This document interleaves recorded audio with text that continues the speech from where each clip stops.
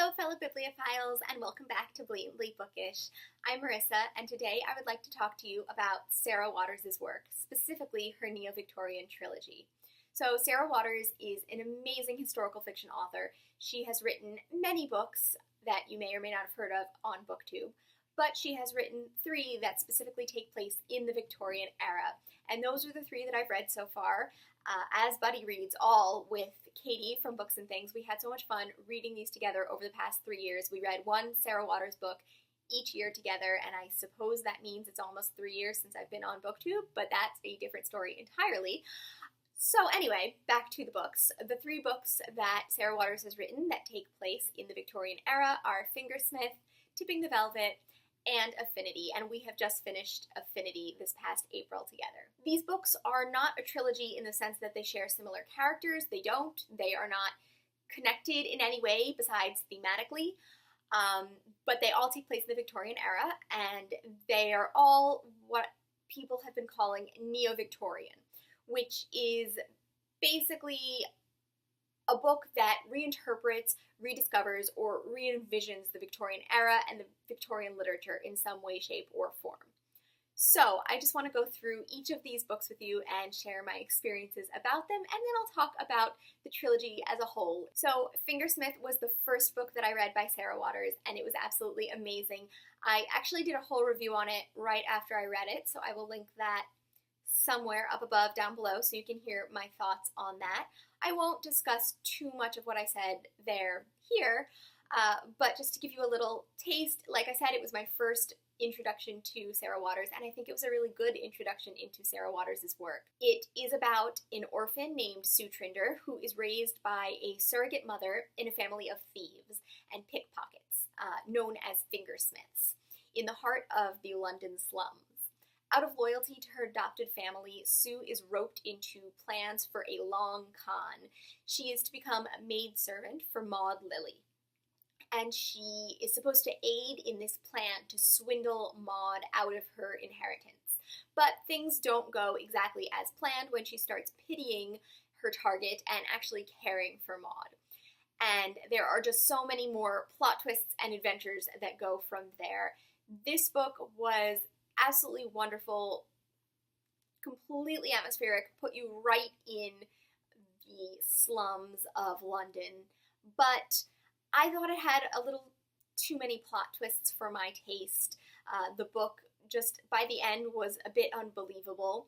I did really enjoy all of the little Easter eggs and hints for people who love Victorian literature, lots of Dickens references, and the way that Sarah Waters made these characters and explained and created these characters was just very Dickensian, absolutely fantastic. But this is also a really great introduction for somebody who isn't familiar with Victorian literature or who wouldn't feel comfortable reading a classic that was set in the Victorian period for whatever reason.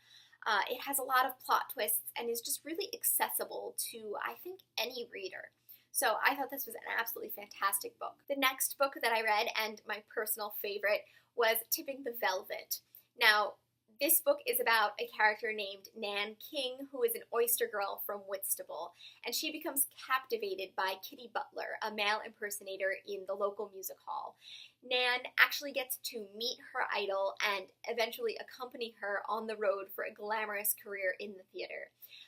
The book follows Nan on her adventures, and it follows her relationship with Kitty Butler as she comes of age in the Victorian lesbian underworld. This book just blew me away with a side of Victorianism that I wasn't aware of, and really explores LGBTQ society within Victorian society. And the last of Sarah Waters' books that take place in the Victorian era is Affinity.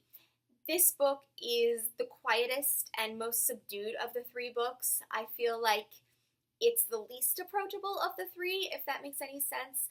The first 2, Fingersmith and Tipping the Velvet, I was just entrenched in the whole time. Once I got into them, I could not stop reading. Affinity was just a quieter novel, a little more reserved and not as gripping for most of the book as the other 2. That being said, I still liked it immensely, and I think it was actually Katie's favorite of the three, so it's definitely worth a read. They all are. Like I said, Sarah Waters is a wonderful author, and I would not be making this video if I did not think so and didn't want to talk all about her books. So anyway, Affinity is about Margaret Pryor, who is an upper-class woman who is recovering from a suicide attempt after the death of her father. As part of her rehabilitative charity work, she visits the women's section of Millbank Prison. While she's there, she becomes entranced by one of the inmates. Selina Dawes is a renowned spiritualist who was imprisoned after a seance went awry. And much to the dismay of Margaret's family, she is drawn into the world of Victorian spiritualism and prison politics. It chronicles Margaret's relationship with Selina Dawes, as well as discovering spiritualism, which was something that was very popular within the Victorian period. Like I said, this was my least favorite of the three. However, this one still had an excellent plot twist at the end. All of Sarah Waters' books in this little series and that I've read so far have amazing plot twists. And that's just what I love so much about Sarah Waters' work. They have excellent characterization, excellent plot, captivating plot that makes you keep reading, suspense and drama that you just can't put the books down. And on top of that, she writes beautifully. So those three things together just make the ideal book for me, and that is why I love Sarah Waters' work so much. So like I said, these three books, while excellent, do not share the same characters or overlap in plot in any way, but what they do feature is first-person narratives with female characters set in the Victorian period. They also share themes of absent mothers or dysfunctional surrogate mothers, and they all feature aspects of Victorian society that aren't usually featured in Victorian literature. So in that way, her works reinterpret, rediscover, and re-envision the Victorian era. They rework tropes of Victorian femininity, and they challenge stereotypes that we associate with Victorian femininity, such as the angel in the house, for example. And Sarah Waters generally focuses on these aspects of Victorian society that lurk behind our conceptions of the Victorians. She goes into uncharted Victorian territory. She explores the mental asylum, for example, in Fingersmith, the female prison system in Affinity, and the theater in Tipping the Velvet, and really in all of them, LGBTQ+ relationships.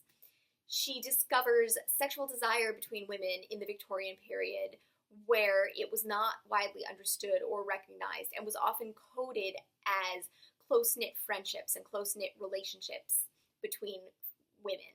She shifts this sisterly love that is described by the Victorians into a potentially socially destructive female homosexual desire. And it's absolutely wonderful. You feel like after reading Sarah Waters' books, you want to reread Victorian literature and see all of this new potential homosexual subtext that exists when describing female relationships. Her books are so readable and so modern in a way, but they also maintain a certain sense of 19th century authenticity. They have a wide array of characters that make her work particularly Dickensian, and she has those melodramatic plot twists that I was talking about earlier, which take inspiration from sensation novels like Wilkie Collins's The Women in White. So I'm really glad that I have read all three of these books that take place in the Victorian era by Sarah Waters. But I'm so sad that there are no more of her works that take place in this time period. After this, she branched off into different time periods. I believe she has books written in about the 1940s. And while I'm sure those are excellent, I'm kind of sad that I can't see more of her thoughts on the Victorian period. So, do you know of any other authors who write similar Neo-Victorian literature, books that take the stereotypes and the conceptions of Victorian works and turn them on their heads while still maintaining that authenticity of the 19th century? I would love to hear some recommendations down below. And I'd also like to know, which Sarah Waters book do you think I should read next? I know it won't be taking place in the Victorian era, but I know that she also has a lot of other really wonderful books out there that have been talked about on BookTube and elsewhere. So yes, I hope you enjoyed this video. Do you read Neo-Victorian literature? And what do you think of the genre? What do you think of any of these books that I've discussed so far? And I look forward to seeing you in another video soon. Bye!